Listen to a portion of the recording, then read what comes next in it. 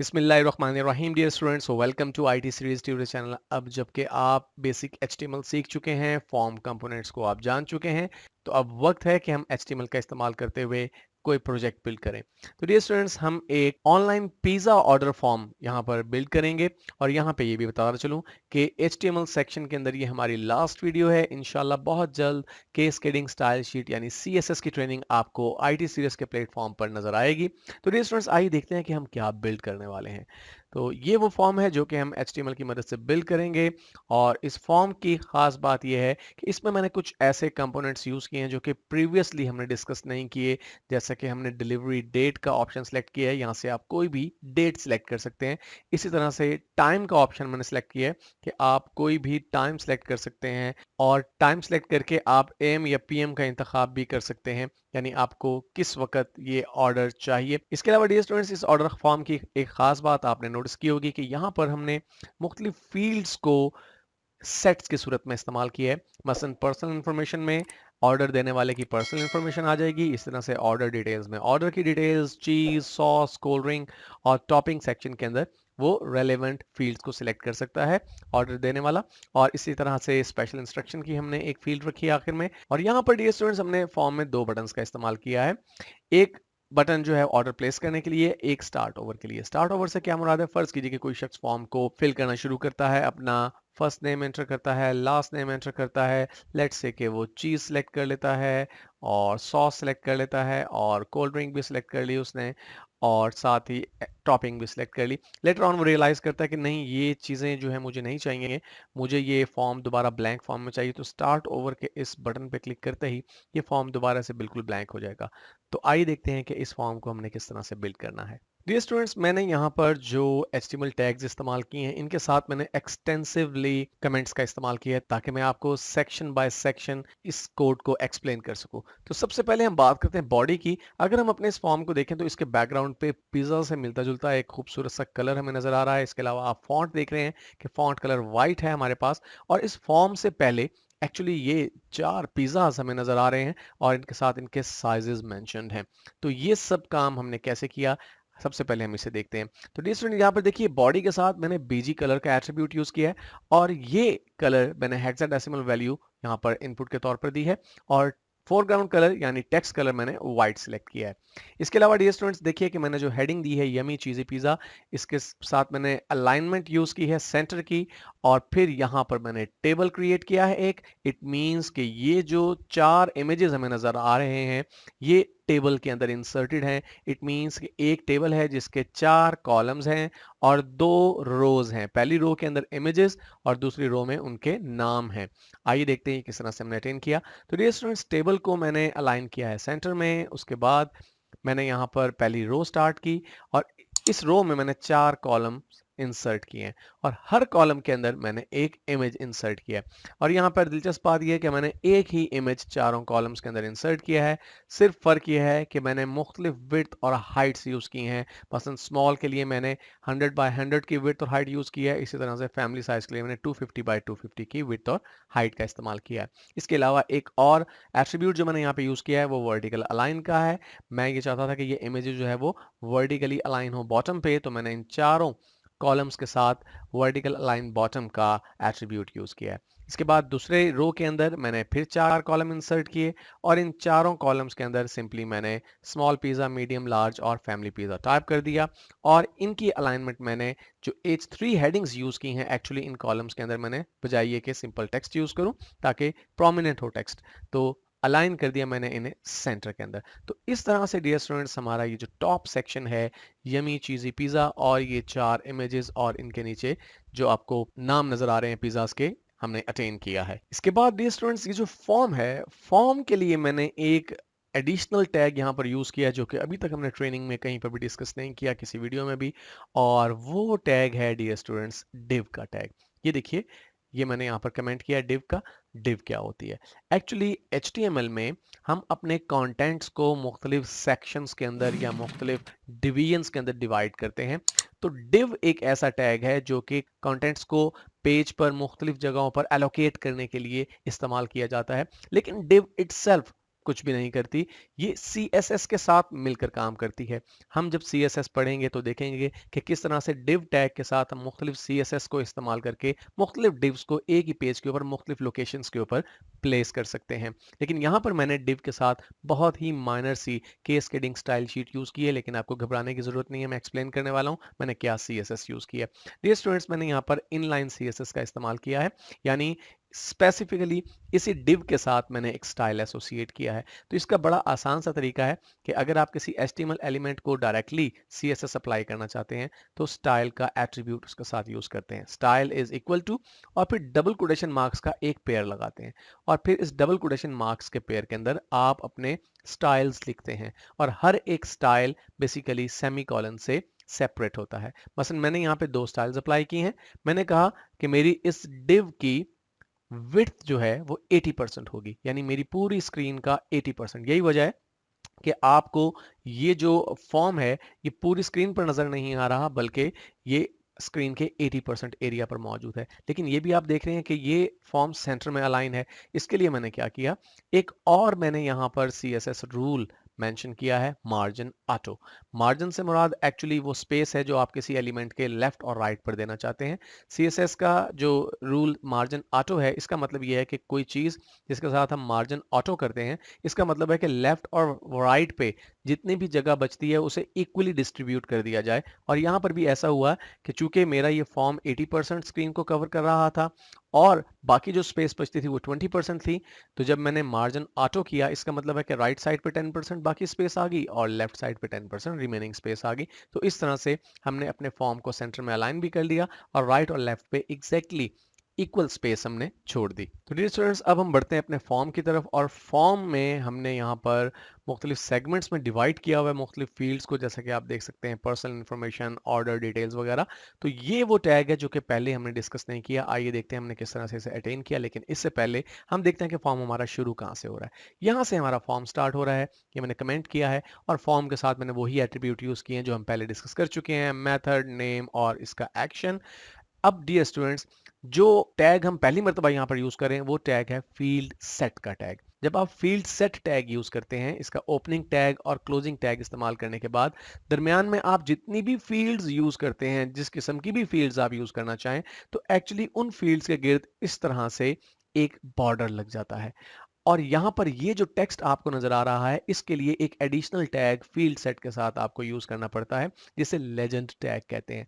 तो लेजेंड के ओपनिंग और क्लोजिंग टैग के दरमियान आप जो भी टेक्स्ट लिख देते हैं, वो टेक्स्ट आपको यहाँ पर इस फील्ड सेट के टॉप पर नजर आता है। अब यहाँ पर हमने कोई खास चीज यूज नहीं की, ये वो तमाम फील्ड्स हैं जो पहले भी हम डिस्कस कर चुके हैं। यानी यहाँ पर इन 3 फील्ड्स के लिए हमने इनपुट टाइप टेक्स्ट का इस्तेमाल किया है और चौथी फील्ड जो है वो टेक्स्ट एरिया की है, जो कि हम पहले ही डिटेल से डिस्कस कर चुके हैं। यहाँ पर आप देख सकते हैं कि मैंने लेबल यूज किया हुआ है हर एक फील्ड के साथ। फर्स्ट नेम ये हमारी पहली फील्ड का लेबल हो गया यहाँ से यहाँ तक। उसके बाद इनपुट टाइप टेक्स्ट हमने यूज की है और इसके साथ नेम एट्रीब्यूट का इस्तेमाल किया। लेकिन एक चीज जरूर है, हमने यहाँ पे साइज का एट्रीब्यूट भी यूज किया जो कि पहले हमने डिस्कस नहीं किया। साइज क्या चीज है? डियर स्टूडेंट्स, अगर आप अपनी फील्ड्स की कोई स्पेसिफिक विड्थ रखना चाहते हैं तो साइज की मदद से आप रख सकते हैं। फॉर एग्जांपल, अगर मैं इसका साइज यहाँ पे 25 के बजाय लेट से 75 कर दूं, इसे सेव करूं और ब्राउजर में आके मैं इसे रीलोड करूं, तो आप देखेंगे फर्स्ट नेम की फील्ड जो है वो बहुत लंबी हो गई है, क्योंकि इसमें अब 75 कैरेक्टर्स बैक वक्त टाइप किए जा सकते हैं। यानी स्क्रीन पर जो डिस्प्ले होंगे, जो नजर आएंगे, वो 75 कैरेक्टर्स होंगे। तो ये वो एट्रीब्यूट है जो कि पहले हमने डिस्कस नहीं किया। उसके बाद हमने यहाँ पर लास्ट नेम, मोबाइल नंबर, इन सब के लिए हमने इनपुट टाइप टेक्स्ट का ही इस्तेमाल किया है। लेकिन एड्रेस के लिए हमने टेक्स्ट एरिया का इस्तेमाल किया है और हमने इसके कॉलम 70 और रोज 1 रखी हैं। इसके बाद डियर स्टूडेंट्स, हम बढ़ते हैं ऑर्डर डिटेल्स की तरफ। ऑर्डर डिटेल्स में जाके हमने क्या किया है, दोबारा से हमने फील्ड सेट का ही इस्तेमाल किया है। यहाँ से हमारी फील्ड सेट स्टार्ट हो रही है और हमारी फील्ड सेट ये ख़त्म हो रही है। यहाँ पे जाके काफ़ी लेंथी फील्ड सेट है, यहाँ पे ये क्लोज हो रही है। और इस फील्ड सेट के दरमियान एक्चुअली हमने मुख्तलिफ फील्ड्स इस्तेमाल किए हैं। आइए देखते हैं वो कौन कौन सी फील्ड्स हैं। एक मरतबा स्क्रीन पर हम इन्हें देख लेते हैं। हम इस फॉर्म को एक मरतबा रीलोड कर लेते हैं। ओके, तो डियर स्टूडेंट्स, यहाँ पर देखिए कि ऑर्डर डिटेल के अंदर हमारे पास पिज़्ज़ा साइज सेलेक्ट करने का ऑप्शन है, क्वांटिटी सेलेक्ट कर सकते हैं, डिलीवरी डेट का हम ऑप्शन रखते हैं यहाँ पर, यानी किस डे को या किस तारीख को हमें डिलीवरी चाहिए। हम यहाँ से कोई भी मंथ सेलेक्ट कर सकते हैं और फिर मंथ सेलेक्ट करने के साथ साथ ईयर सेलेक्ट कर सकते हैं और डेट सेलेक्ट करने के बाद हम यहाँ पे टाइम मेंशन कर सकते हैं और पेमेंट ऑप्शन भी सिलेक्ट कर सकते हैं। तो डियर स्टूडेंट्स, ये जो ड्रॉप डाउन लिस्ट आप देख रहे हैं ये कैसे बनती है ये तो हम पहले भी डिस्कस कर चुके हैं, हम यहाँ पे ब्रीफली दोबारा देखेंगे।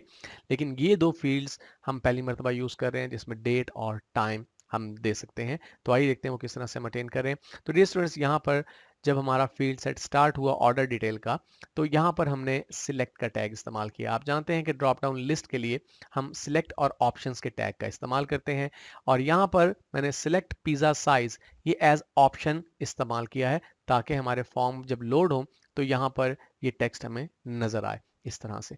इसके बाद डियर स्टूडेंट्स, दूसरी ड्रॉप डाउन लिस्ट हमने यहाँ पर इंसर्ट की क्वांटिटी के लिए और उसमें भी जैसा कि आप देख रहे हैं कि 1 2 3 4 हमने वैल्यूज दी हैं और हर एक जो यहाँ पे ऑप्शन हमने यूज किया है हर ऑप्शन के साथ वैल्यू का इस्तेमाल हमने लाजमी किया है। ओके डियर स्टूडेंट्स, इसके बाद जब हम डेट पे आते हैं तो डेट के लिए हमने एक खास इनपुट टाइप का इस्तेमाल किया है। मैंने यहाँ पे पहले लेबल दिया डिलीवरी डेट, जो कि मैं तमाम टेक्स्ट फील्ड के साथ पहले ही यूज कर रहा हूँ। Input type is equal to date. अब ये वो चीज है जो कि एक्चुअली आपको डेट सिलेक्ट करने का ऑप्शन प्रोवाइड करती है। अगर आप अपने फॉर्म में input type is equal to date इस्तेमाल करेंगे तो इस तरह से आप डेट सिलेक्ट कर सकते हैं और अगर आप input type is equal to time use करेंगे तो आप टाइम इनपुट के तौर पे प्रोवाइड कर सकते हैं। उसके बाद डियर स्टूडेंट्स, मैंने एक और ड्रॉप डाउन लिस्ट यहाँ पे प्रोवाइड की है पेमेंट ऑप्शन के लिए जिसमें मैंने डिफरेंट पेमेंट ऑप्शंस इंसर्ट किए हैं और ये बिल्कुल पहले ही की तरह सिलेक्ट और ऑप्शंस टैग्स को कंबाइन करके मैंने ड्रॉप डाउन लिस्ट क्रिएट की है। तो डियर स्टूडेंट्स, हमारा नेक्स्ट सेक्शन जो हमें नजर आ रहा है यहाँ पर फॉर्म पे, जैसा कि आप देख सकते हैं कि वो चीज सिलेक्शन के लिए है कि यूजर अपनी मर्जी की चीज जो है वो सिलेक्ट कर सके पिज़्ज़ा के साथ वो कौन सी चीज़ यूज़ करना चाहता है। तो यहाँ पर डियर स्टूडेंट्स, चीज़ के लिए हमने क्या किया है, जैसे कि आप देख सकते हैं कि हमने फील्ड सेट का इस्तेमाल किया है दोबारा से, लेकिन इस फील्ड सेट के लिए मैंने जो लेजेंड यूज़ किया है वो चीज़ेज़ है और यहाँ पर आप देख रहे हैं कि मैंने रेडियो बटन्स का इस्तेमाल किया है। हम प्रीवियसली जैसे कि डिस्कस कर चुके हैं कि रेडियो बटन्स आपको ये फैसिलिटी देते हैं कि आप बहुत से ऑप्शन में से कोई एक ऑप्शन सिलेक्ट कर सकते हैं, लेकिन अगर एक ऑप्शन सेलेक्ट करने के बाद आप दूसरा ऑप्शन सेलेक्ट करते हैं तो पहला ऑप्शन ऑटोमेटिकली डीसिलेक्ट हो जाता है।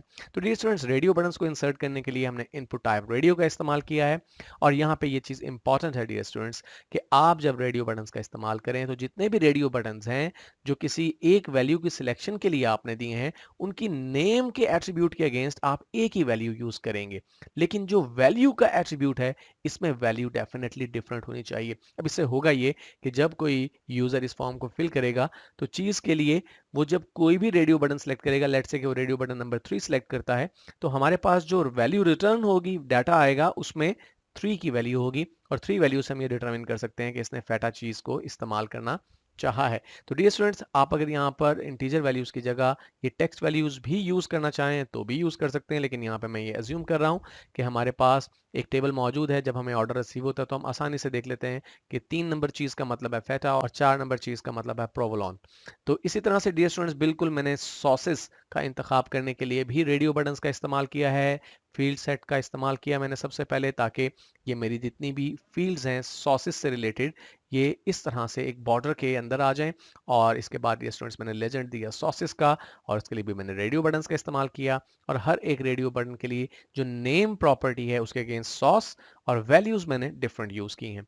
बिल्कुल सेम वे में डियर स्टूडेंट्स हमने कोल्ड ड्रिंक्स को यूज किया है, फील्ड सेट का टैग यूज किया जिससे कि हमारी ये तमाम फील्ड्स एक बॉर्डर के अंदर आ गई, यानी ये एक सेट बन गया। अब हमें नजर आ रहा है कि ये एक सेट है और फिर रेडियो बटन्स दे दिए और हर रेडियो बटन में हमने वैल्यू डिफरेंट रखी है और जो यूजर को वैल्यू नजर आएगी वो जैसा कि आप देख सकते हैं कोक, पेप्सी, 7 अप, ड्यू वगैरह है। कोल्ड ड्रिंक्स के बाद डियर स्टूडेंट्स अगर हम अपने फॉर्म पे देखें तो हमारे पास टॉपिंग सेलेक्ट करने का ऑप्शन है और टॉपिंग्स के लिए मैंने एक्चुअली चेक बॉक्सेस का इस्तेमाल किया और जैसा कि हम पहले डिस्कस कर चुके हैं कि चेक बॉक्सेस ऐसा ऑप्शन है जिसकी वजह से आप मल्टीपल वैल्यूज को सिलेक्ट कर सकते हैं। फॉर एग्जांपल, एक शख्स एक ही पिज़्ज़ा के ऊपर मल्टीपल टॉपिंग्स यूज करना चाहता है तो हर एक टॉपिंग के एडिशनल 100 रुपीज़ उसे पे करने पड़ेंगे, जैसे मैंने यहाँ पर मेंशन किया हुआ है, और वो मल्टीपल टॉपिंग्स यहाँ से सिलेक्ट कर सकता है। तो आइए देखते हैं कि हमने इस फॉर्म में किस तरह से इन टॉपिंग्स को इंसर्ट किया। इसके लिए भी डियर स्टूडेंट्स मैंने क्या किया, वही मेथड यूज किया, यानी फील्ड सेट का।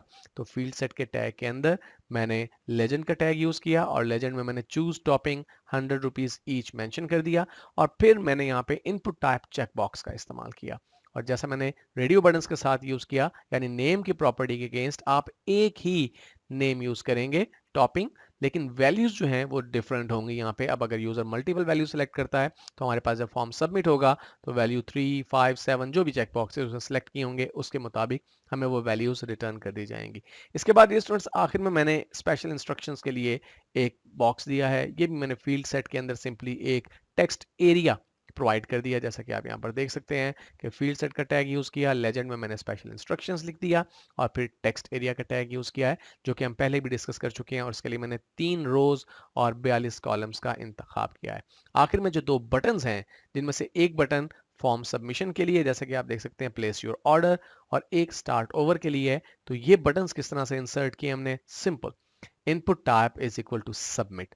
जब आप इनपुट टाइप सबमिट करते हैं डियर स्टूडेंट्स तो इसका मतलब ये है कि इस बटन की मदद से आप फॉर्म को सबमिट करना चाहते हैं। सबमिट करने पर एक्चुअली वो एक्शन परफॉर्म होगा जो कि आपने फॉर्म के साथ सिलेक्ट किया है। यानी टॉप पे अगर हम देखें तो हमने यहाँ पर एक्शन क्या किया है, index.html, यानी हमारा ये डाटा जो है वो index.html को सबमिट कर दिया जाएगा। या हम अगर यहाँ पे यूज करना चाहें, फॉर एग्जांपल हम यहाँ पे यूज कर सकते हैं form dash processing dot php। अगर php के अंदर हमने इसकी प्रोसेसिंग करनी है तो अब ये डाटा जो है सबमिट हो जाएगा इस स्पेसिफिक पेज के ऊपर, इस स्पेसिफिक स्क्रिप्ट के ऊपर। लेकिन ये कैसे होगा, अगर आप अपने इनपुट टाइप के अगेंस्ट सबमिट की वैल्यू यूज करें। तो ये बटन फॉर्म सबमिट करने के लिए यूज किया जाता है। वैल्यू में एक्चुअली आप वो टेक्स्ट देते हैं जो बटन पर आप डिस्प्ले करवाना चाहते हैं। जैसा कि आप देख सकते हैं प्लेस योर ऑर्डर यहाँ पे आपको लिखा हुआ नजर आ रहा है। और स्टार्ट ओवर का बटन ये कैसे आया, बिल्कुल simple, input type is equal to reset. अगर आप रीसेट की वैल्यू इनपुट टाइप के अगेंस्ट देंगे तो एक रीसेट बटन क्रिएट हो जाएगा, और इसका काम यही होगा कि फॉर्म में जो भी फील्ड्स एंटर की गई हैं वो सारी की सारी रिमूव हो जाएं, क्लियर हो जाएं। और इसके बाद ये स्टूडेंट्स हमने वैल्यू के अगेंस्ट स्टार्ट ओवर टाइप किया, इट मींस कि बटन पे हमें स्टार्ट ओवर लिखा हुआ नजर आएगा। तो डियर स्टूडेंट्स, अगर आपको हमारी ये वीडियो पसंद आई है तो हमारा चैनल जरूर सब्सक्राइब कीजिएगा, इस वीडियो को लाइक और शेयर कीजिएगा, और अगर आपके कुछ क्वेश्चंस या क्यूरीज हैं तो हमें कमेंट सेक्शन में जरूर बताइएगा। कमेंट सेक्शन में आपको एक लिंक दिया गया है जहां से आप इस फॉर्म को डाउनलोड कर सकते हैं अगर आप इसे यूज करना चाहें तो।